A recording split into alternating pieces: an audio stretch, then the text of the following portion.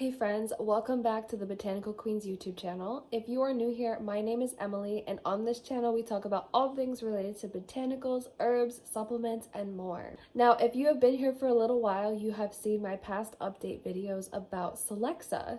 So my doctor put me on Celexa or Citalopram to try to help with these underlying anxiety attacks that I have been having. I've run through with you basically my first impressions of it, some of the side effects that I had, some of the benefits that I noticed within the first month or so. Now, I've been on Celexa for almost 2 months now, and we got to talk about it because I'm already starting to taper and come off of it. Have I talked to my doctor about it yet? No, I have not. Should I be talking to my doctor about it? Probably, but I'm not on a really high dose of it. I was on 10 milligrams, now I'm on 5 milligrams, and that's how I started as well. So I started with 5 milligrams for 2 weeks, went to the full 10 milligrams, and then now I'm back on the 5 milligrams, half a pill. It is possible to cut the pill in half, you just have to be really careful, but I do realize that it's a little bit tricky to cut it in half. So basically, the other day I was noticing that I was having a lot more fatigue throughout the day, not my usual energy that I had normally felt from Celexa, and I was feeling very depressed, and I started having these depressing thoughts, and I knew that it wasn't normal because I'm not depressed about anything right now.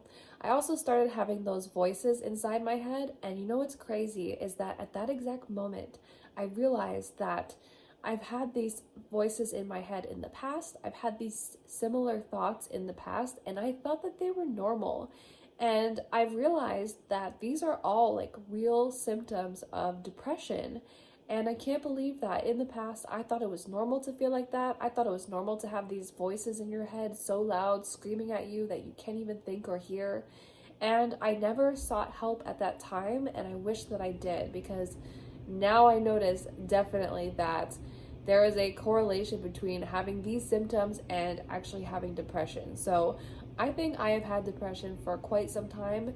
I really think it's due to hormonal changes and not necessarily my circumstances. Maybe when I was younger it was, and then it kind of festered itself into just kind of happening. Like if you think of something being built up over time as you try to suppress it, this kind of thing. So anyways, I noticed some of these depression symptoms, and I was like, oh no, I don't want to be dealing with depression right now.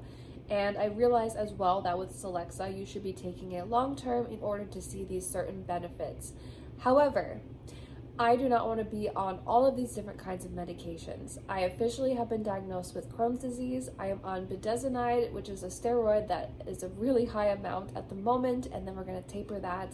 And I think the two are really interacting with each other, and I think that's the only thing that's changed. So I was like, okay, this has to be an interaction between the two, and I can't really take them separately because I need to take both of them in the morning.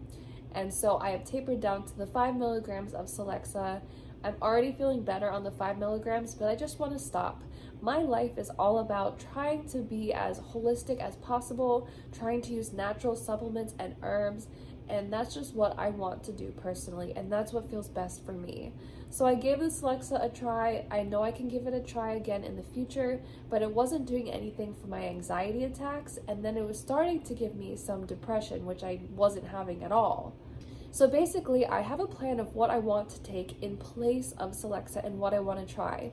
So once I taper down, and keep it at this dose for a week or so, I'll probably just completely stop taking it. And I'm taking such a low amount, I'm sure it'll be fine. I do recommend always that you get the advice of your doctor and that you seek help from your doctor, especially since I'm not a medical professional and I can't give you medical advice. And of course, I'm going to double check with him to see if that's okay. And depending on what he says, I'll let you know if it changes, but that's my plan so far. So to do this for about a week, 5 milligrams, or maybe 2 weeks, and then stop. And then what I really want to try is this. So I have no idea how you pronounce this, or what, I don't know if it's called SAMe or SAME or what, but I'm going to do some research into this, and it was on sale at my local natural grocery store, and so I really want to try this because I've heard incredible things. This is supposed to help joint health, brain metabolism and mood, and liver function. And some people have sworn that when they take this, their anxiety attacks have completely gone away. So maybe Celexa works really well for people for depression, for some people for anxiety. It was not helping my anxiety. It was helping my fatigue at first, not helping it anymore. And what I'm really trying to target here are these anxiety attacks that may be a problem of my central nervous system. Which again, I want to get to the root cause. I want to do the most holistic and natural approach possible.